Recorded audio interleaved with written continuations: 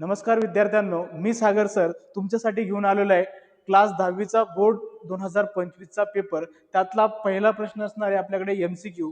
तर एमसीक्यू कसे आले होते 10वीच्या 2025च्या बोर्डमध्ये ते आपण बघणार आहोत. तर फर्स्ट नंबरचा जो क्वेश्चन आहे आपल्याकडे, choose the correct alternative from the given.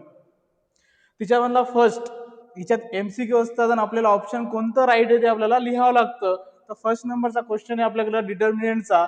तर विचारलं त्यांनी, हा डिटर्मिनंट दिलेला आहे 1 2 3 4, write the degree of the given determinant.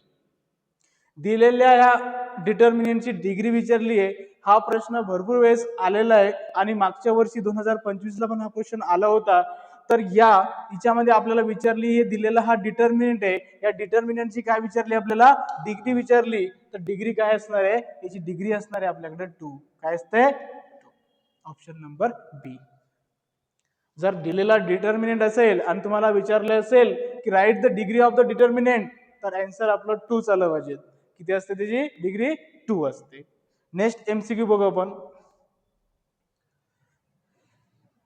Second नंबरचा एमसीक्यू आहे आपल्याकडे. पहा आता सेकंड नंबरचा एमसीक्यू काय म्हणतो बघा, from the following equation which one is the quadratic equation. हिच्यातला आपल्याला कोणतं इक्वेशन हे क्वाड्रेटिक आहे ते आपल्याला विचारलेलं आहे. बऱ्याच एक्झाम मध्ये असा प्रश्न येतो, म्हणजे बोर्डमध्ये थोडासा चेंज होऊन येतो, पण यावेळेस त्यांनी विचारलं की दिलेलं इक्वेशन पैकी कोणतं क्वाड्रेटिक आहे आपल्याला शोधायचंय. मग क्वाड्रेटिक असण्यासाठी काय असलं पाहिजे, तर त्याचा स्टँडर्ड फॉर्म जो असतो काय असतो, ax² + bx + c = 0. हा जो असतो या फॉर्म मध्ये आपल्याला जे इक्वेशन असणार आहे ते आपलं क्वाड्रेटिक इक्वेशन असणार आहे ते आपल्याला चेक करायचंय. तर फर्स्ट नंबरचं इक्वेशन जर बघितलं आपण, तर फर्स्ट नंबरचं इक्वेशन बघा, 5/x - 3 इक्वल काय दिलेलं आहे, x² दिलेलं आहे. आता बघा इथं डिनोमिनेटर मध्ये काहीच नाही, 1 घेऊ, इथं क्रॉस मल्टिप्लाय करू, 1 × 5 5, 1 x × 3 3x, अपॉन मध्ये x1 चा x इक्वल काय, x². आता परत हा इकडे डिवाइड आहे, इकडे याला राहील मल्टिप्लाय, 5 - 3x इक्वल काय, x² × x. आता 5 - 3x इक्वल x² × x काय येईल, x³. पण मॅक्झिमम पॉवर जर 3 असेल तर तो क्युबिक इक्वेशन होत आहे, क्वाड्रेटिक नाही. म्हणून ऑप्शन नंबर ए आपलं चुकीचं आहे. त्याच्यानंतर ऑप्शन बी जर आपल्याला चेक करायचं असेल, तर दिलेलं इक्वेशन ऑप्शन नंबर बी च दिलेलं आहे आपल्याला, x ब्रॅकेट मध्ये दिलेलं आहे x + 5 आणि इक्वल्स टू दिलेलं आहे 2. तर बघा x × x काय होतं, x² + x × 5 5x = 2. आता हे दिलेलं इक्वेशन क्वाड्रेटिक आहे का, तर चेक करायचं आपल्याला, x² + 5x हा प्लस होता, इकडे मायनस = 0. आता याचे पहा इक्वेशन मध्ये मॅक्झिमम पॉवर किती दिसते तुम्हाला, 2 दिसते. म्हणजे या फॉर्म मध्ये दिलेलं इक्वेशन आपल्याला दिसतंय. म्हणून ऑप्शन नंबर बी हे आपला राईट असणार आहे. क्वाड्रेटिक इक्वेशनचं स्टँडर्ड फॉर्म सांगितलं तुम्हाला मी, काय होता, ax² + bx + c = 0. म्हणून ऑप्शन नंबर बी. आपल्याला ऑप्शन सी आणि डी काही चेक करायचं काम पडलं नाही. त्याच्यानंतर नेक्स्ट क्वेश्चन बघू आपण. आता नेक्स्ट क्वेश्चन बघा, 3 नंबरचा एमसीक्यू तो का मग. आता 3 नंबरचा एमसीक्यू हा, find the common difference of the following AP. AP means arithmetic progression.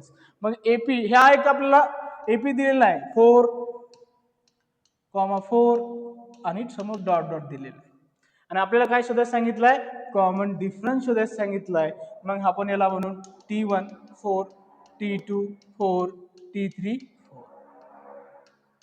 जर आपल्याला कॉमन डिफरन्स जर काढायचा असेल तर काय करतो आपण, T2 - T1 करतो. काय करतो, T2 - T1.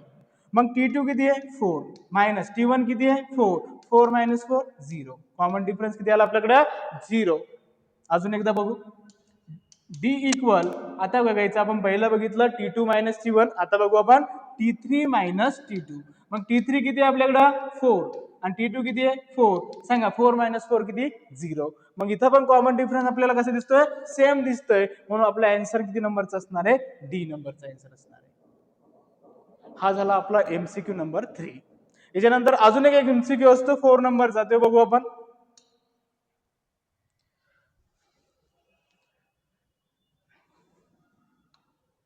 हा पण प्रश्न बऱ्याच वेळेस एक्झाम मध्ये रिपीट झालेला आहे. काय म्हणतो क्वेश्चन बघा, which number can not represent a probability. Probability chapter मधला हा क्वेश्चन आलेला आहे. बऱ्याच एक्झाम मध्ये हा म्हणजे आपला हा 10वीच्या पेपरमध्ये बोर्ड एक्झाम मध्ये बऱ्याच वेळेस हा रिपीट पण झालेला आहे. तर फर्स्ट नंबरचा क्वेश्चन म्हणजे हाच की काय फक्त विचारलं काय की which number can not represent probability. कोणता नंबर प्रोबॅबिलिटी रिप्रेझेंट करू शकत नाही, तर मग कोणता. मग याची प्रॉपर्टीज काय सांगते आपल्याला की असा नंबर असतो प्रोबॅबिलिटी कोणता रिप्रेझेंट करू शकत नाही, तो 1 पेक्षा मोठा नसला पाहिजे. 1 पेक्षा मोठा नसला पाहिजे. तर हा नंबर याला 3 ने जर डिवाइड केला आपण, तर बघा 2 ला जर 3 ने डिवाइड केलं तर काय येईल 0, इथं 2.36 18 म्हणजे आन्सर काय होईल आपल्याकडे 0.00 हा रिपीट होऊ राहिला. याचं जर आन्सर काढला आपण काय तर 1.5. याचं जर आन्सर काढला आपण 15% ची साईन दिलेली अपॉन मध्ये 100. हा जर सॉल्व्ह केला किती 0.15 येऊ राहिलं आणि हा आता 0.7 दिलेला आहे. मग मी तुम्हाला आधीच सांगितलं असा नंबर की तो 1 पेक्षा मोठा नसला पाहिजे, तो प्रोबॅबिलिटी नसतो. म्हणून ऑप्शन नंबर बी आहे. असेच आपण 2025 बोर्ड मधले 4 MCQ बघितले. त्याच्यानंतर समोरचे एक्झाम्पल पण आपण बघणार आहोत. ते नेक्स्ट व्हिडिओमध्ये बघणार आहोत. काही डाऊट असेल तर तुम्ही कमेंटमध्ये सांगू शकता. ठीक आहे.